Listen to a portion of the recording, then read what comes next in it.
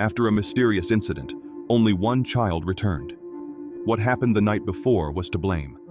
At 2:17 in the morning, all the other children awoke, left their homes, and disappeared without a trace. They left quickly and joyfully, as if responding to an irresistible call. When the disappearances were discovered, parents immediately sought the police. There were no signs in the homes, although some security cameras had recorded the children running in the shadows with no clues about their destination. Alex was interrogated, but claimed not to know the reason for the escape and denied having received any instruction. Justine also stated that she had no idea what had happened. The school was temporarily closed, and a small altar was erected in honor of the missing children. Therapists were called in to help the affected students. 17 children had vanished. Parents, educators, and authorities gathered in the auditorium to discuss what had occurred. Justine, nervous and shy, expressed her sadness, stating that she also wanted answers and cared about the children. However, the parents confronted her, prompting Principal Marcus to intervene to calm them down. A police officer, concerned for her safety, suggested she seek a safe place. Justine left and bought a little vodka at a supermarket. Soon after, she received a call from an unknown number, where she only heard heavy breathing and a voice warning her to be careful that night. Upon arriving home, she saw people in the street and, scared, thinking they might be the parents, she hid inside. While preparing to make a drink, the doorbell rang. When she looked through the peephole, she saw no one. Minutes later, violent knocks echoed on the door. Justine grabbed the pepper spray and went out, but there was no one there. Only her car, vandalized with the word witch. Confused, she decided to drive to the school. Upon arriving, she found the principal, who suggested she take a few days off since the parents were agitated, even though they had no responsibility for the situation. Justine asked about Alex, and Marcus replied that he was safe with another teacher, forbidding her from contacting him due to previous interviews and a past incident. Justine insisted, saying she needed to understand what had happened, but Marcus stood his ground. Outside, she felt the disdain coming from the staff and the parents, unable to hold back tears in her car. Later, she watched the students go home, including Alex. That day, she filed a police report about the damage to her car, but only officially, with no further actions. As night fell, she decided to go to a bar to drink and try to distract herself, where she found Paul. She noticed his hand was injured, but he shrugged off the situation. Justine was surprised to see him, not thinking he would show up. Paul said he was glad she reached out and missed her, which started a light conversation between them. After ordering a soda, he noticed something was off with her mood. Justine admitted that most people considered her a witch and that her car had been vandalized as proof of it. Trying to lighten the mood, Paul made a joke, but this irritated Justine, who called him insensitive. He then got serious and said he cared about her, but she rejected his concern, stating she didn't need his irrelevant worry. Paul asked if he could give her some advice. Justine hesitated but ended up listening. He said she shouldn't worry about negative comments since most people were too busy with their own lives. Justine rolled her eyes, convinced the situation was much graver. Paul insisted that she sometimes overreacted and that alcohol or seeking company wouldn't help her. At that moment, Justine realized that at least she wasn't alone. He was there. Even though Paul said he wouldn't stay long, Justine asked him to share a drink, but he refused. However, he ended up spending the night at her place. At dawn, she took him to work, and they exchanged a few words. Paul's indifference to the case of the 17 missing children worried Justine, who pressed for an answer. He reminded her he wasn't a detective and couldn't get involved. After a moment of tension, Paul became friendlier, saying he was happy to see her. Justine smiled but then muttered "idiot" under her breath. She went to school and saw Alex leaving. She decided to silently follow him home, but all the windows were covered with newspaper. Finding a small opening, she spotted two people standing still. Terrified, she backed away and knocked over some objects in the yard. When she tried to peek again, the people were still motionless. She called Paul to report what she had seen, but he scolded her for spying on the boy and insisted she let it go. Hours later, Justine returned to the supermarket looking for more alcohol and was confronted by a woman who pushed her, spilling a bottle over her and questioning her about Paul. Justine explained that the relationship was over and apologized. A customer intervened, breaking up the attack. Exhausted, she went home, watched some movies, and headed to her room. During her sleep, she relived the day the children disappeared. The classroom was full, but the students remained perched at their desks while Alex stood up with a disturbing air and a demonic smile, terrifying Justine. She woke up startled, believing she had seen a figure in the hallway. Later, parked in front of Alex's house, she tried to interact with him, explaining how difficult everything had been for her. However, Alex refused to stop and ran inside. She stayed in front of the residence all afternoon until she fell asleep in her car. At night, a woman came out of the house and walked strangely, carrying a huge pair of scissors. The figure approached her car, looked at her, and entered through the back door, cutting Justine's hair while she slept. Meanwhile, Archer, the father of one of the missing children, was home in his son's room, looking at photos and recordings from the night his son left, trying to understand what had led him to this. Later, he worked in construction but was distracted, using inappropriate materials and making mistakes, reflecting how lost he felt without his child. The colonel informed that they would follow the few leads they had that day. Archer asked about the progress of the K-9 unit, but was told that the reports went directly to the main investigative team. The officer displayed understanding for his pain, stating that if it were his own child, he would be desperate for answers too. Archer insisted that teacher Justine might know something and was still free, with no apparent accountability.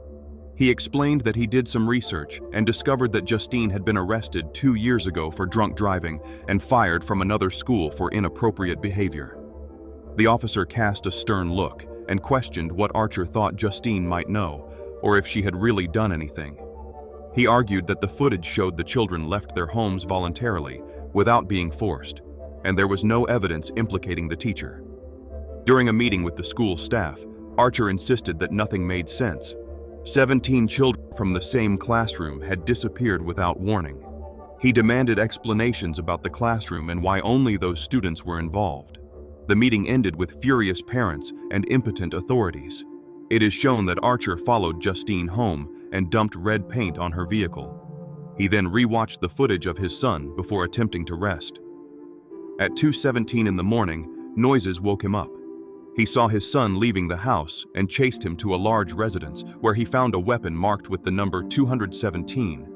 He entered through the open door and went upstairs. In the last room, he found his son asleep under the covers.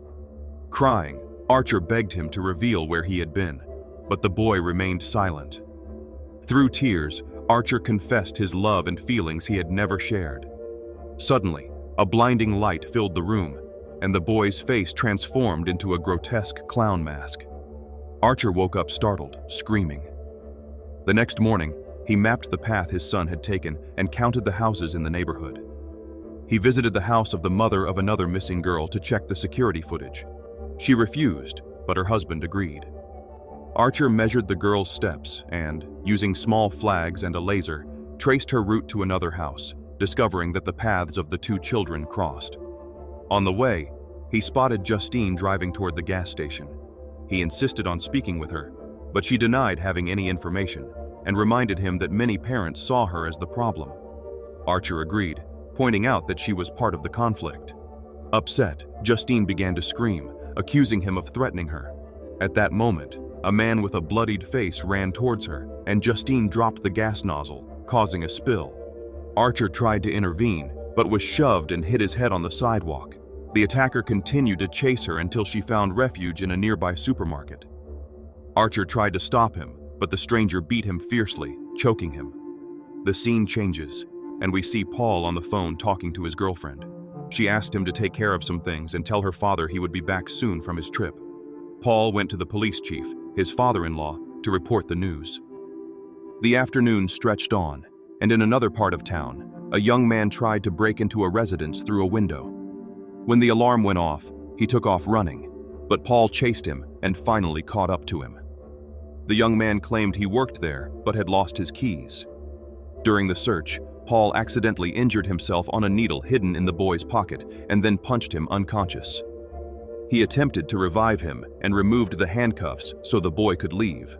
Back at the police station, the colonel gave Paul a stern warning, saying the incident report would be filed and could cause problems if the young man decided to sue. He also inquired about checking his injured hand, and Paul left the room muttering curses to himself. Shortly after, he received a message from Justine with a hi. Upon arriving home, Paul froze at the sight of Donna's belongings, which had returned earlier than expected, and his expression of shock and guilt did not go unnoticed. Donna, clearly upset, began to interrogate where he had been the night before, and every word and gesture from Paul betrayed him as Donna's understanding eyes transformed the moment into a silent judgment. Later, passing by the colonel's office, Paul received a severe and accusatory look. It was evident he already knew what had happened. The pressure of all the recent tragedies made Paul lose control, and upon spotting James crossing the street toward the precinct, he began to yell at him, out of control, reminding him of his previous warnings. Without thinking twice, he jumped into his cruiser, ready to start a chase immediately. The scene changes, and we see James camping in the woods and recklessly using illicit substances. Back in town, he walked cautiously, checking the cars and ensuring the doors were unlocked. Recently, he had gotten a job, which meant he was making calls asking for money to buy decent clothes. With some things he had stolen from a bag during one of the calls, he went to a pawn shop, but all he found was a tablet and a music player. The seller refused to buy them, which left him more frustrated. After Paul's warning, James took a long walk, even in the rain, until he reached Alex's house. He tried the front door, but it wouldn't open, and he noticed the windows were sealed, although at that moment he didn't find that strange. After checking all the other entrances unsuccessfully, he climbed a vine to an open second-floor window and entered, seeking shelter from the rain. He searched the house, room by room, finding it empty but strangely organized. When he tried to play a movie on the VCR, he saw a couple sitting on the couch reflected on the screen. Confused, he realized they weren't moving, completely paralyzed, almost as if they were in a trance. Driven by greed, James began searching for valuables but found nothing. He found a door that led to the basement and descended, spotting several backs facing him. As he got closer, he realized it was a group of children staring at the wall, and suddenly, they all turned to him at once, filling him with indescribable terror. Terrified, James apologized and promised to leave. He rushed out of the basement and slammed the door behind him, confused, wondering why he was there and what had brought him. While hastily gathering some fallen items, he didn't notice that the couple on the couch had stood up and began moving toward him, and in a panic, he managed to open the front door and escape the place. Outside, the occupants closed and sealed the house again. With some items he had stolen, James returned to the pawn shop and saw a poster offering a reward for information about the 17 missing children. It was at that moment he remembered the children in the basement and hesitantly decided to contact the police. James claimed he knew where the kids were and offered to lead them there, although he was afraid of encountering Paul. Reluctantly, he headed toward the precinct, where Paul confronted him, reminding him not to come back, and James ran into the woods. There, he saw a figure, a clown with orange hair, which he attributed to drug-induced paranoia and tried to calm down. However, he then heard footsteps approaching and grabbed his syringes for defense. When someone tried to enter his tent, he jabbed the needles into the person in front of him, which happened to be Paul. Furious, Paul aimed his gun, and James, terrified, explained that he knew where the children were. Skeptical, Paul forced him to drive to Alex's house.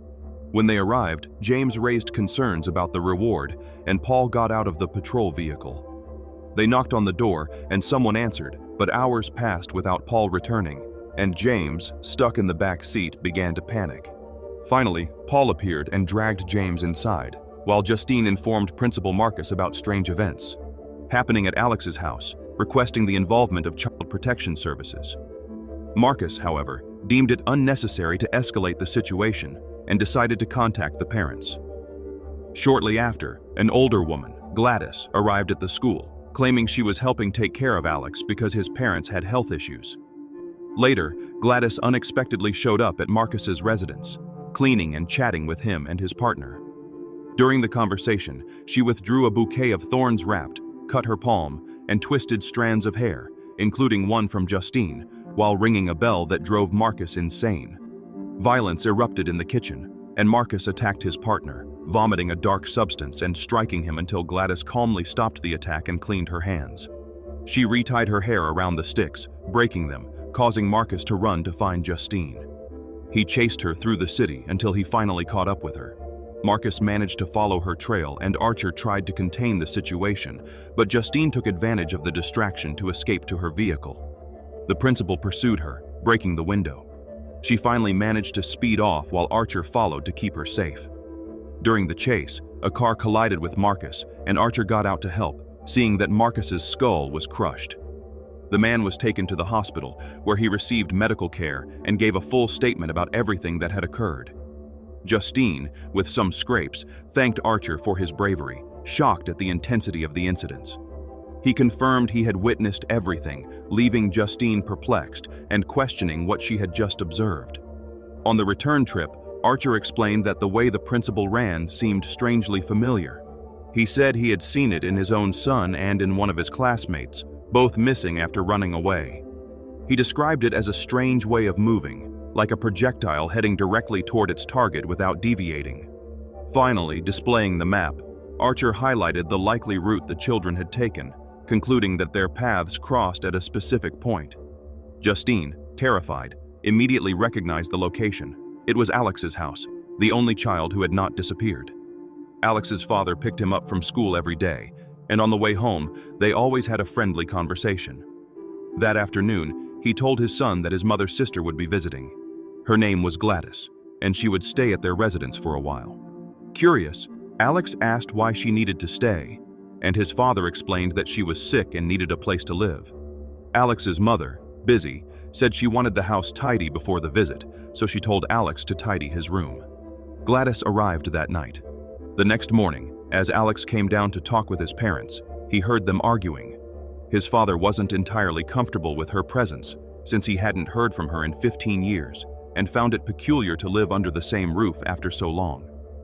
His mother warmly greeted him and told him to brush his teeth before breakfast, reminding him to keep quiet because his aunt was still sleeping.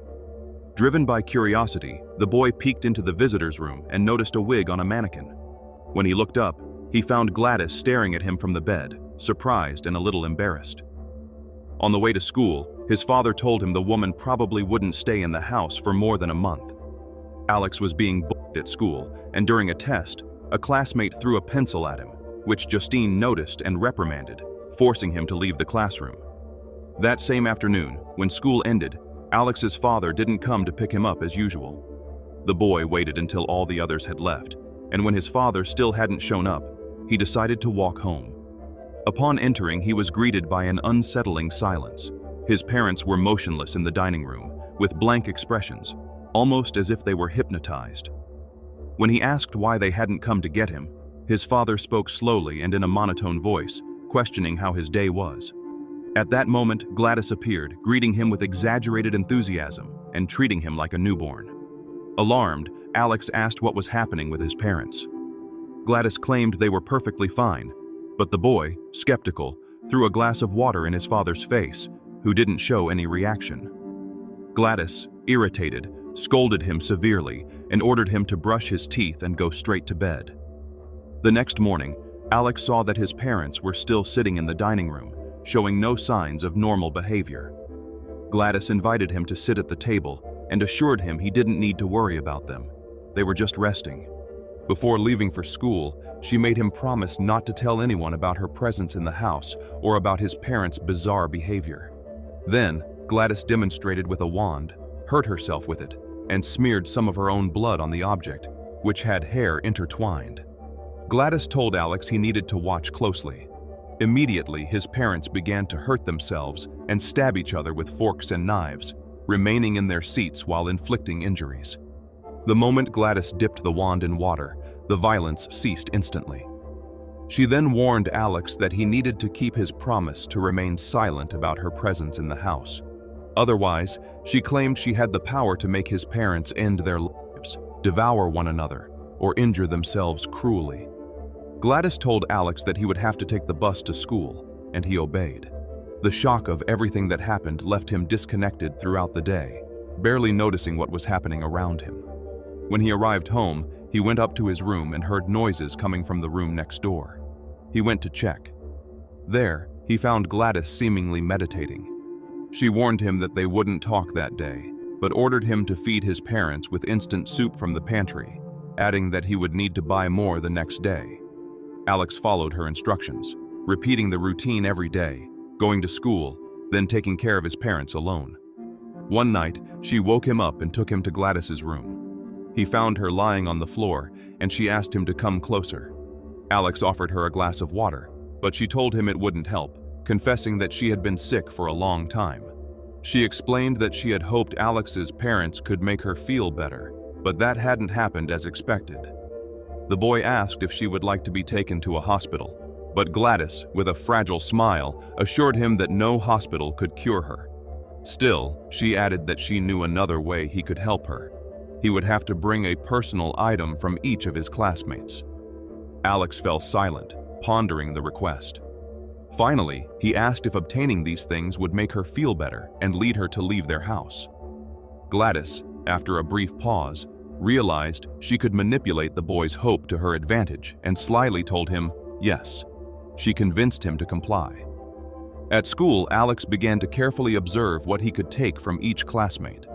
During gym class, he seized the opportunity to sneak out and return to the classroom, where he stole the personalized tags each student had made to identify their cubbies. Justine noticed that Alex had left gym class, followed him, and asked if he was okay. The boy apologized, saying he didn't want to participate in the basketball game and had forgotten something in the classroom. Concerned, she mentioned that she had noticed he had been quieter than usual in recent days. Alex, firm but distant, assured her that he was fine and left without providing further explanations. Upon arriving home, he handed over everything he had taken from his classmates to his aunt. With these items, precisely at 2:17 in the morning, Glattis began executing her plan. She started a ritual with the objects, even using her own saliva to seal the process. Alex, hearing noises downstairs, carefully descended and caught Glattis in the middle of it. He watched as she spoke strange words, rang a bell, and after the bell sounded, all the children were drawn in a trance to the house. The next morning, the absence of his classmates at school raised suspicions, and Alex was questioned by teachers. Steve, his father, expected to appear at the school the following Monday to provide explanations, but Glattis dismissed him, claiming he had suffered a stroke recently. With suspicions mounting, authorities announced they would visit the house for an inspection. That night, Glattis warned Alex that they needed to prepare for the visit. He spent hours cleaning every corner while she hid all the children, sending them somewhere else before the inspection. Now Alex had to take care not only of his parents, but also of his 17 classmates, feeding and supervising them while maintaining the facade of normalcy to the outside world. Upon returning home, he spotted a police car parked in front of his house. He entered and found Paul and James frozen there, and later, he saw his aunt protected by his parents entering her room. Night was approaching, and we see Justine and Archer watching Alex's house. After seeing Paul leaving through the door and strangely returning inside, both exited the car and decided to check the place. When they entered, they were attacked, and Paul grabbed Justine and tried to choke her. Thankfully, she reached for the gun and finished off the enemy. Meanwhile, Archer struggled with James, whose strength was waning but who kept attacking. During the fight, they accidentally opened the basement door and discovered the missing children. Luckily, Justine appeared and saved the new friend from James's hands. Crossing the salt protection line, Alex's own parents turned against him, forcing him to escape through the bathroom. In Glattis's room, Alex grabbed one of the sticks from the strange tree she kept in a wig, locking himself in the bathroom for protection. Meanwhile, Archer encountered Glattis in the basement while searching for his son. She used a necklace to manipulate him, forcing him to attack Justine. Meanwhile, Alex prepared the stick with a hair from the wig and his own blood. When he broke the wand, all petrifications and possessions caused by Glattis instantly vanished. The children ran away terrified, and Glattis panicked, fleeing through the garden until she entered the home of an unknown family. The children quickly caught up with her, knocked her down, and attacked her in a collective frenzy, and Archer finally freed Justine, who was exhausted and terrified. The old woman was defeated, brutally dismembered by the force of the children, and with her death, the curse she exerted over everyone dissolved. Archer followed the trail of chaos in search of his son, while Justine rushed upstairs, worried for Alex's safety. Finally, he was found embracing his parents, happy to have defeated who truly was the witch in the story.